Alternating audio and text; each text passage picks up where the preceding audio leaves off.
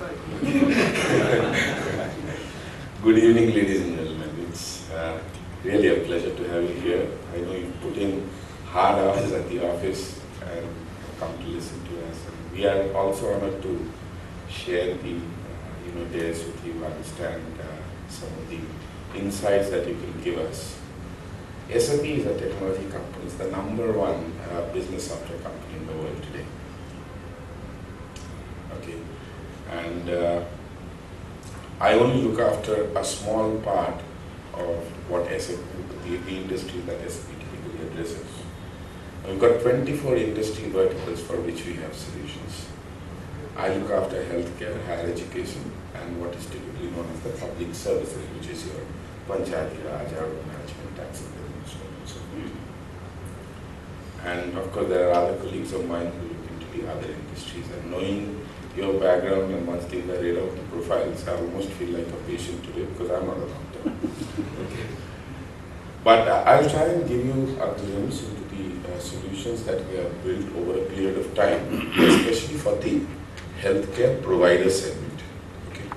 Now, in other developed economies, there is a clear distinction between a healthcare giver and a healthcare provider and a healthcare receiver communities. And each community has a specific business requirement or a solution requirement, and there are solutions built for them. So we'll concentrate on the healthcare providing community today. So these are some of the customers that we have across the world. As you can see, over 2,300 customers in more than 60 countries. Some of the names you are already very familiar with. People like Johns Hopkins, Mayo Clinic. These are some of the gold standard organizations in providing healthcare, both in provisioning of healthcare as well as in healthcare education. SAP has been partnering there for quite some time now, whether it is in the area of hospital management systems, whether it's in the area of backend systems like finance, medical supply chain, so on and so forth, but also in the area of providing solutions like electronic medical records, knowledge management in the area of healthcare education. So, based on this client base and the solutions that this particular segment required, we started building our industry solution for the healthcare segment.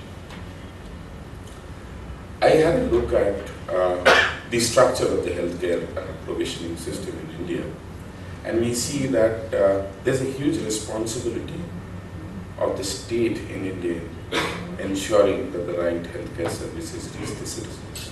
There is a national body which provides policy, planning, grants, so on and so forth. And then from the district level is mostly execution of the plans and programs set out in the country. We have secondary, subdivision taluka level, we have the primary healthcare level, there are sub-center levels also. I think the primary healthcare level is being replaced more with the sub-center level now.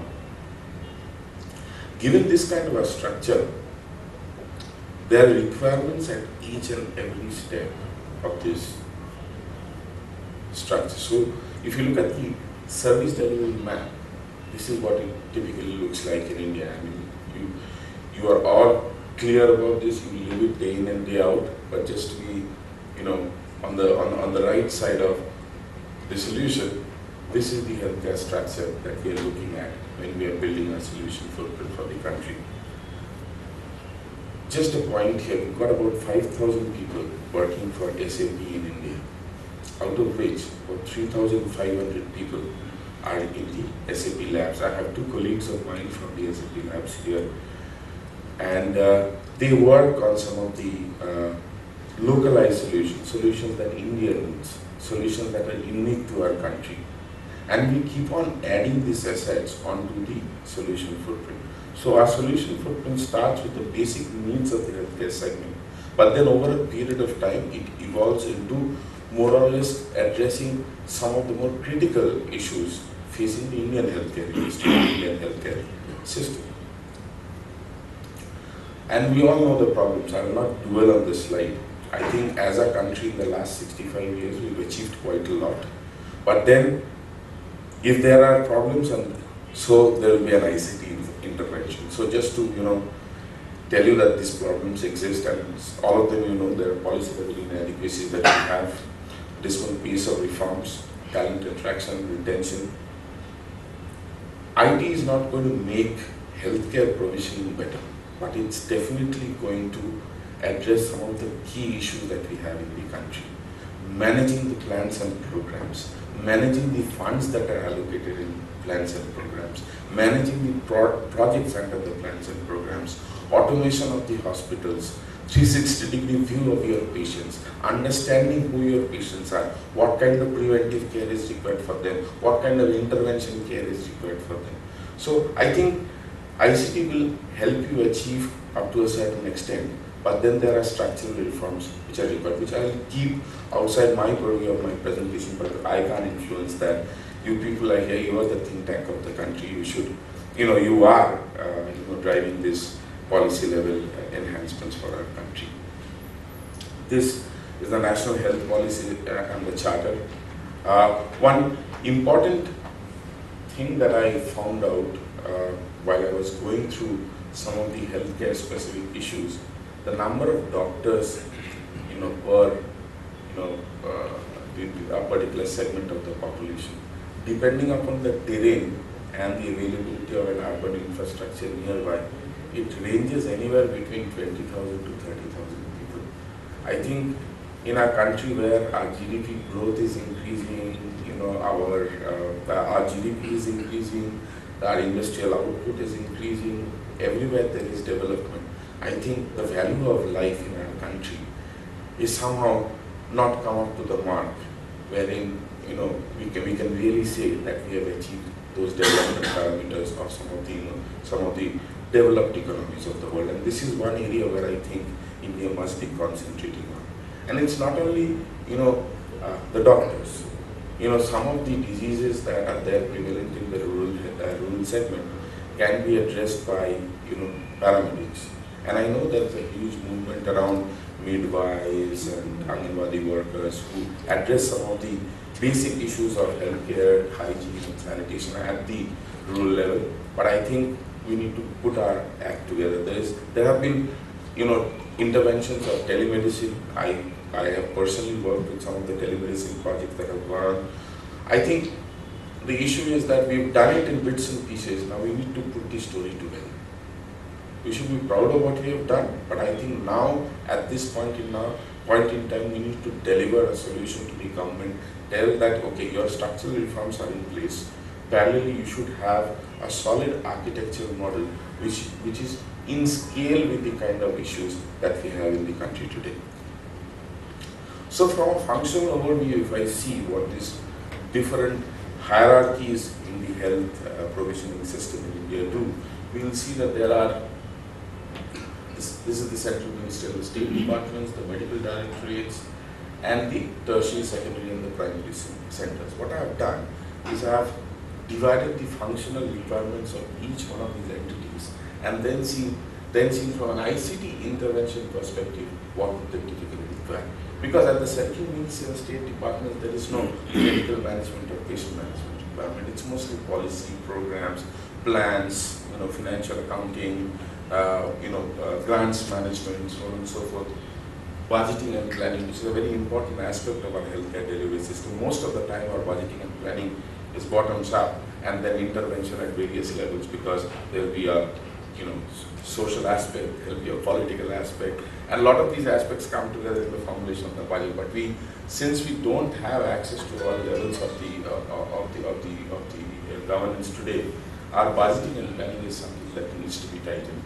From a plan monitoring perspective, because of again accessibility, availability of a communication network, we don't get the information in time. So monitoring the plan becomes difficult. Second is, even if I get the information, I mean, gentlemen like the one sitting here, you all don't have time to go through porous reports, turn over 60 pages and see what's actually happening in your territory. You would want to have a simple dashboard, and you would want to click on a particular geographical area, be it a district or a taluk, and see the basic health parameters there. Whether it is in terms of the vector-borne diseases that are there, whether it is in terms of any pandemic or epidemic outbreak that may happen, the kind of demographic and psychographic profile of the patients living in that area, and take decisions based on that. So, if you look at the SAP Solutions story, so at the ministry department and the directorate level, it's basically our solutions for the public sector. We are looking at issues like file lifecycle management, which is like your digitized file movement within the ministry. We're looking at budgeting and better budgeting and planning. We are looking at, human capital management, HR, payroll, so on and so forth, which are basically the back office operations for a particular department. But the moment you go to the primary, secondary, tertiary, and the healthcare facilities, that is where I think the cookie is crumbling. Because this is where I am actually interfacing with the government. When a villager, and me as a villager, go across to a primary healthcare center, the experience that I get or the treatment that I get forms my opinion of the healthcare delivery process. We may have big think tanks there out there at the top, but if the delivery does not percolate down to the rural level, I think our healthcare provisioning, the success of the healthcare provisioning only would come when me as a villager or a citizen of India will feel that the public healthcare system is delivering for me. So this is the public healthcare system in a box. In a box meaning the end-to-end requirements of the healthcare system, right from policy making, right up to patient management. All the solution modules are there, available within SAP in a modular manner. It does not mean that you need to take all of them, because you may not require clinical information at this point in time. Because why do you require clinical information? Because you are not storing the clinical information somewhere. I would want to store clinical information because next time you come to the hospital, I would like to know your history. If I am not capturing your history, what's the point in capturing the clinical part of it? Okay, so this is the solution in a footprint. I don't want to spend too much time on this because you can spend about 2 hours on this particular slide itself. Another issue that I would like to highlight is that while these are modules, they have a seamless integration between them. The nursing would speak to the ward would speak to the pharmacy would speak to finance. So there is integration between all the modules. Even if you take a modular approach to development or modular approach to the implementation, saying that you start with something now, you move on to something later. But this integration points, this the application integration issues remain constant over or are taken care of across the entire solution footprint for SAP. These are some of the assets that we keep building over a period of time to enhance the efficacy of some of the solution footprint that we have for any industry. And for healthcare segment, we build this electronic medical records. Now, EMR has been tried out in several countries today. I mean, if you try to do EMR for India, it will be as big a project like the UIDAI and probably more complex because you are dealing with DICOM images, you are dealing with health standards, you are dealing with regulatory bodies, so on and so forth. But even if you had to do that, what's our biggest stumbling block? Accessibility, availability of our network. How do I capture the information at a village level and then consolidate at a district level or at the state level? Now, with the help of mobility, where SAP again is a market leader, number one in the world today, we build solutions where the database is on the iPad, or it could be any other smart device, and the person can go and take the EMR information onto this mobile device. The data gets stored on that embedded database, and when he goes back to the district where there is a network available or even a mobile network available, he can upload the data onto the central database. And there are several fields that he needs to fill while he is doing the process. Some of them are clinical, some of them are required from a demographic perspective. All of them have been mapped, and I will show you a few movies which will capture some of these assets that we have built over a period of time. Another issue that I touched upon during the second slide of my presentation was the need for actionable insight, especially in a healthcare segment. Every business, and if you pardon me for calling this a business because this is what we are running, for us, any process is a business because it either touches a human being or it touches a financial instrument. So for us, every business requires actionable insight at any point in time. If there is a bottleneck in your budget formulation process, your BI dashboard should be able to tell you where it is. You should be able to drill down and understand where the problem lies. You should understand whether that there is a over allocation in a particular segment, whether there is an under allocation in a particular segment, whether gender parities have been maintained in some of the budgeting and planning that we are doing. So some of these, BI template, this is more from a hospital management perspective, which we have shown here. But there could be dashboards built for the plan and program managers as well. This is a collaborative e-care management solution that he had built for providing geriatric care to patients under NHS in UK. You will realize that patients with chronic conditions, like whether it is diabetes or non-steatohepatitis, will require constant boarding, especially at that age, to ensure that they remain on a diet and they remain on a medication plan. Most of us, which includes people like my father, will not stick to those. And this, and because they would be under public healthcare system, they would feel it's their right to do whatever they like and then go and tell the hospital to provide the services that are required to intervene and solve the issue, or at least alleviate the problem that he has. But then there's a huge pressure that comes on the public healthcare delivery system because of chronic diseases. Understanding those chronic diseases and providing a delivery mechanism, a support mechanism, something like an Alcoholics Anonymous, like, okay, there are support groups, there are tags which are put around these people so that the vital, signals of the physiology go back to devices, and for each and every patient a profile is created, and whenever there is an aberration, there are people sitting with the help desk, and then the intervention happens. So this takes away some of the stress from the OPD and some of the healthcare provisioning centers that they have. So the point that I am trying to make is whether it is at the policy level or whether it is at the healthcare delivery level, SAP has solutions, and with SAP, the end-to-end integration of all these processes happen. Unwired EMR is something that I showed you. Another innovation that we have had is in the area of in-memory, wherein huge volumes of data, when you fire a query on them, because of the data size and because of the multidimensional tables at play, response and throughput performance often goes down. And especially when you are dealing with clinical data, which is very voluminous in nature.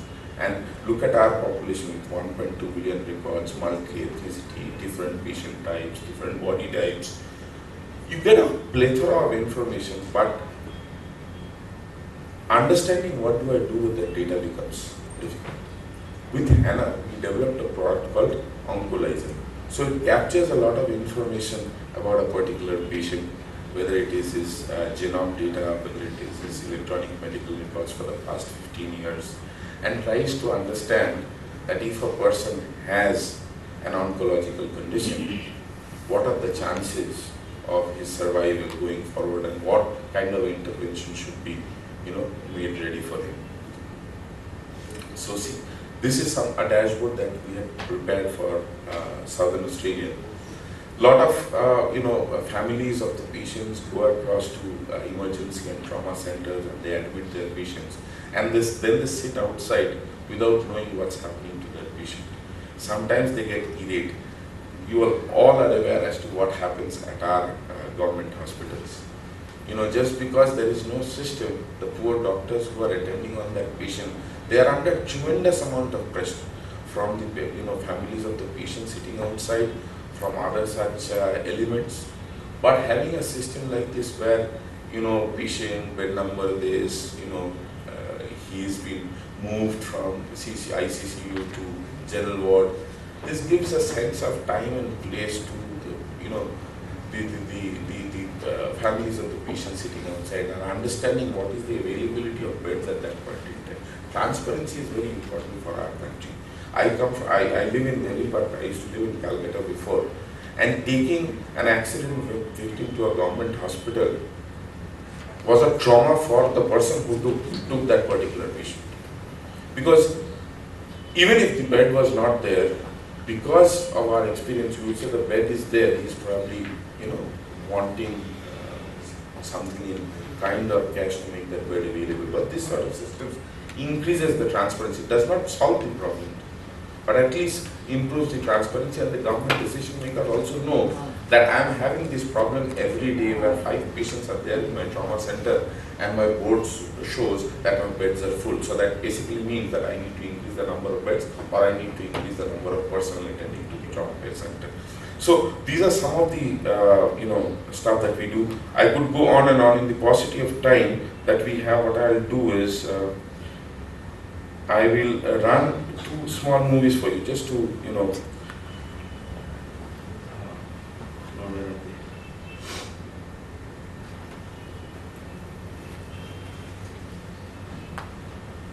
where are the movies?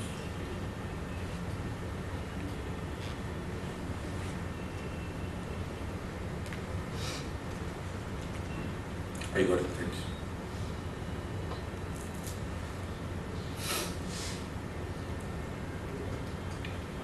Would you have the sound, please?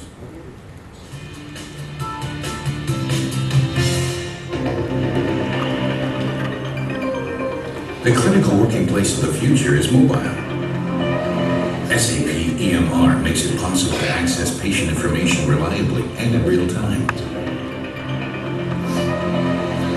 It's important that the data is accessible in every part of the hospital.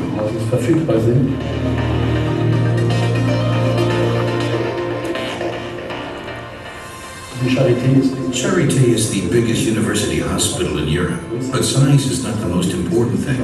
It is also one of the leading university hospitals in Europe.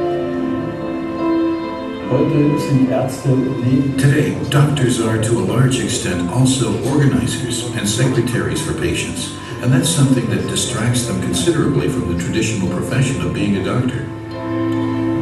If you look at medical workplaces today, they are overcrowded areas where doctors and nurses have to type up all the data. Time spent on manually compiling data needs to be reduced in the future. At the same time, the data has to be instantly accessible.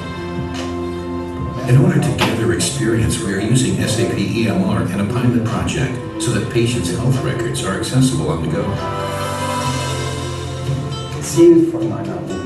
The aim of using mobile technology on ward rounds is that we can always find the most recent results for every patient and have access to these results, not just in one place, as is the case with paper files that can only be in one place, but at the same time in different places wherever they're needed. This means when an examination is done, it can easily be documented, and so everyone else on the ward can be briefed on its results. Searching for documents is no longer necessary. There is no need to create a to-do list manually and then later transcribe your notes in your office. They're transcribed when you make the decision.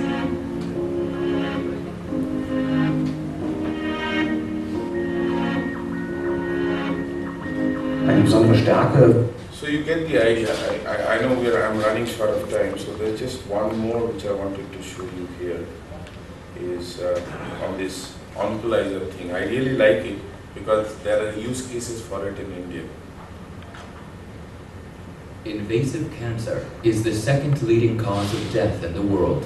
In 2008, approximately 7.6 million people died of cancer worldwide. Doctors and researchers are aggressively searching to find a cure and better treatments. The answer to this deadly disease is hidden in the human DNA.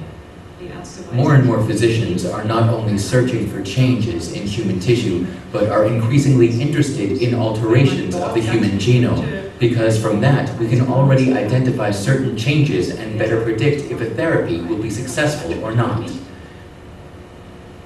Tumor scientists at the Berlin Charité are on the case, analyzing cell structures of tumor tissue to find out the best therapy for each patient. This process generates huge amounts of data. During patient-specific genome analysis, we produce terabytes of data. Of course, this data comes on top of the clinical data from radiology to X-rays, clinical findings, or administrative data, which are generated at patient admission. That's why the Charité team uses SAP in-memory technology. The innovative research initiative called HANA Oncolizer brings together the Institute of Pathology at the Berlin Charité, the Hasso-Plattner Institute, and the SAP Innovation Center Potsdam.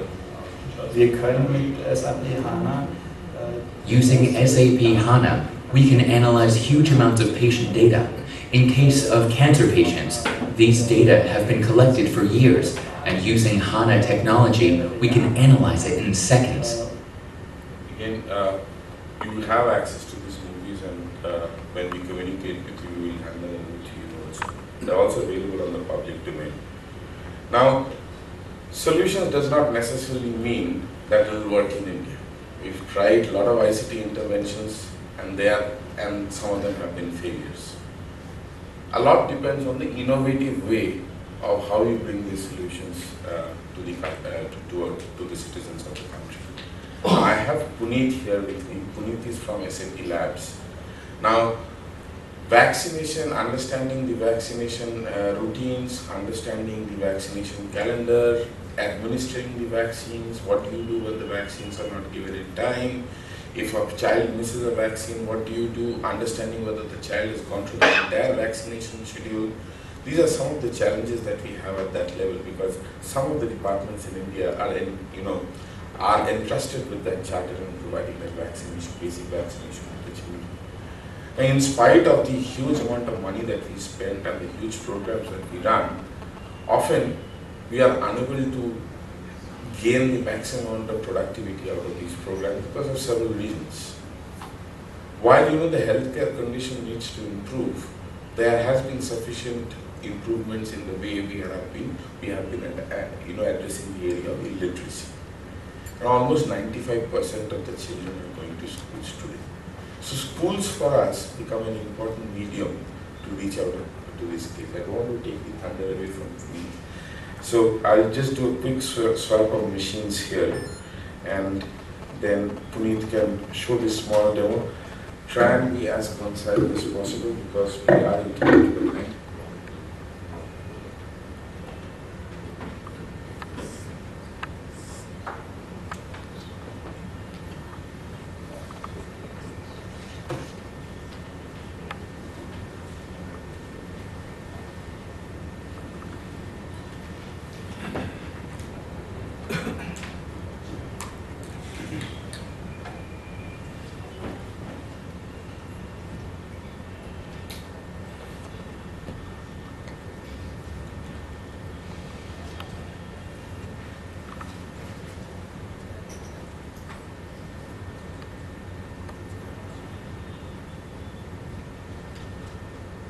Thank you, Subrata. So as Subrata has already introduced me, that I come from SAP Labs, and I work with a team which basically looks into the Indian scenario, and we try to develop solutions which make sense, which are India specific and probably make sense for the India specific conditions. So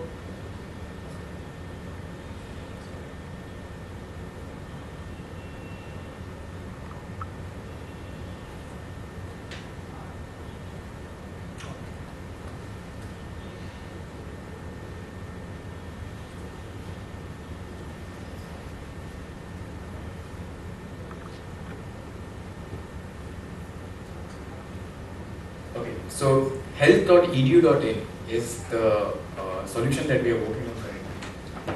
So what it does is, what we realized is, we looked at the state of health service delivery in the country, and what we found that India has made some good progress in terms of, India has been declared as a polio-free country sometime in February this year.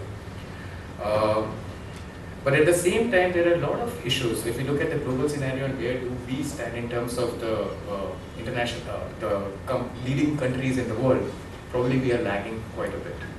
At the same time, if we look at the education sector, probably we have made some tremendous growth there. So recent census reports showed that 75% of Indians are already literate. About 95% of the kids in the age group of 6 and 14 are already enrolled into schools. They are going to state-run schools. So what is the challenge in the delivery of health services is what we were trying to tackle. And what we found after our discussions with various health service agencies and the people on the ground who are, for whom the services are meant, what we realized was budget, healthcare infrastructures are definitely some issues which needs to be addressed. But at the same time, what is interesting is accessibility is one of the major challenges. With about 15,000 hospitals in the country, probably reaching out to 1.2 billion citizens of the country is a huge, humongous task. So okay, reachability, accessibility will come with budget. Once we have money, probably we can set up more and more, and education can train a lot of doctors. But at the same time, the issue which was most surprising for all of us was awareness about the health services, the availability of health services, the benefits that can be derived by availing these services is not there. People are not aware of the basic things which they should be taking care of. And so we started thinking about how we can resolve this problem, probably what kind of solution can we develop. And what we realized that why don't we use or leverage the growth and the progress that we have made in education sector to fulfill this gap which is there in the healthcare service delivery. And that's the idea that we have been working on. So we have already done this pilot with a couple of NGO run schools. We have done it, the pilot in the tsunami affected area of Tamil Nadu, the earthquake affected areas in Gujarat, urban areas in Delhi, and semi-urban areas in Bangalore. And it is, we still have to analyze the result, but so far it's been looking promising. Okay, so what health.edu.in is all about. So I'll try to just first of all give you a short demo as to how this application works. So this application, the idea behind this application is that this will get installed in the school. The school administrator will feed in certain data of the students. So what it means is 95% of the children. And so suppose that I am the school administrator. I log into the system. I get to see a snapshot view of what the health status of the school is. What it means is, okay, so many children are suffering or having some ENT issues. So many of them have a weak eyesight. So many of them have some sort of allergy related to some particular chemical or whatever, some food. So many of them have not yet been vaccinated for particular vaccine. So this is the view that I get to see initially. Now to get to this view, the data that I need to feed in is very simple. So for example, take an example that Ravi Prasad is a new student who comes to school for the enrollment.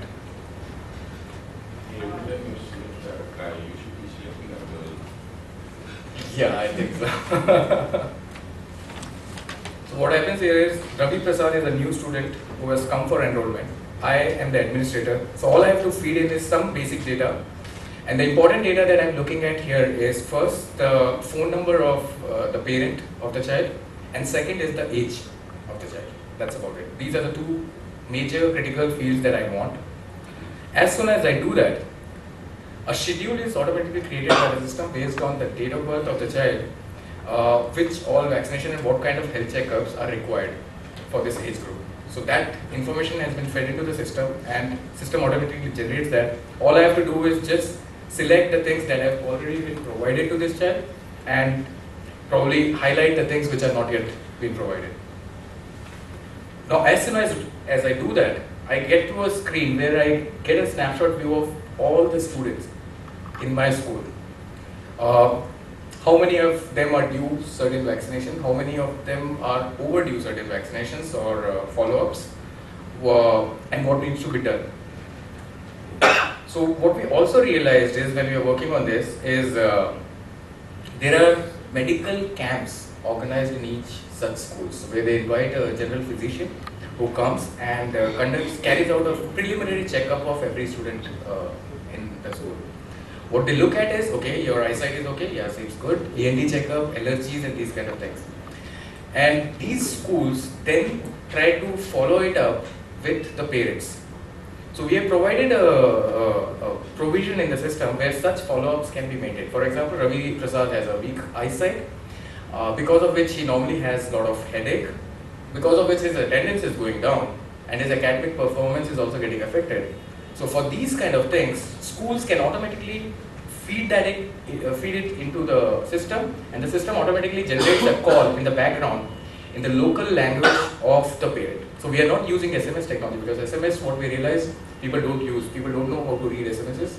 Normally their inboxes are all full and nobody knows what to do with that. So we are using automatic call mechanism, we are using IVR in the background. So this is what the system does. It's very simple use case, we are not trying to achieve too much out of it. The idea is to provide data to the health agencies, relevant data, proper data, structured data, cluster specific, geographic specific data, which can be used to plan and provide the services in an efficient manner. So I'll just show you a video which is from a school in Bangalore where we deployed the system.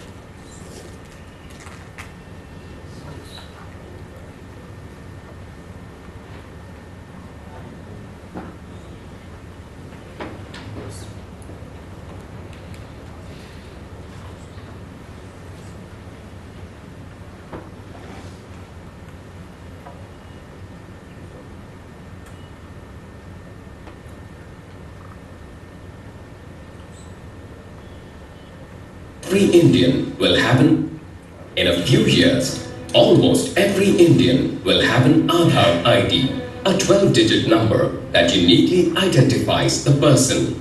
An Aadhaar check enables Indians to prove their identities from anywhere in the country. Using Aadhaar numbers, health agencies can keep better records of vaccinations. They can determine when vaccinations are due and which areas are worst affected during crises such as the H1N1 epidemic. TrackerVac is an application that tracks the vaccination details of every school-going child. When the next vaccination is due, TrackerVac informs the child's parent by calling them on their phones in their regional language. Immunization is a very important initiative, and hence it must be institutionalized. Technology can definitely play an important role, and this is why we are excited about the partnership with SAP, as it will ensure every child in a Hope Foundation school is vaccinated. With this solution, we will be able to develop a close association with the parents, and also it is gratifying to note that all our children will be vaccinated and lead a healthy life. Now I don't have to worry about remembering the dates. TrackerVac calls me. TrackerVac, built on SAP HANA, allows us to process a staggering amount of data in an unprecedented speed. Together with Aadhaar, the unique identifier for every Indian, TrackerVac will actually open complete new avenues for services in the healthcare sector in India.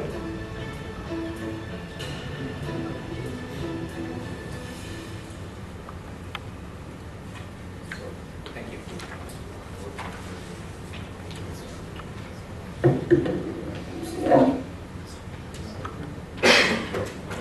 Thanks, Puneet. Thanks, Vito.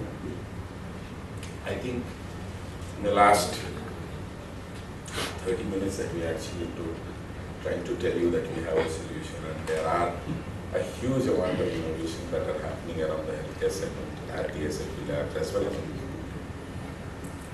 we've been able to kind of tell you the range of solutions that we possess which can help you. But at this point in time, I'm trying to actually hear from you as to what you feel are some of the endemic issues in healthcare in India, and how can actually ICT intervene in alleviating some of the problems.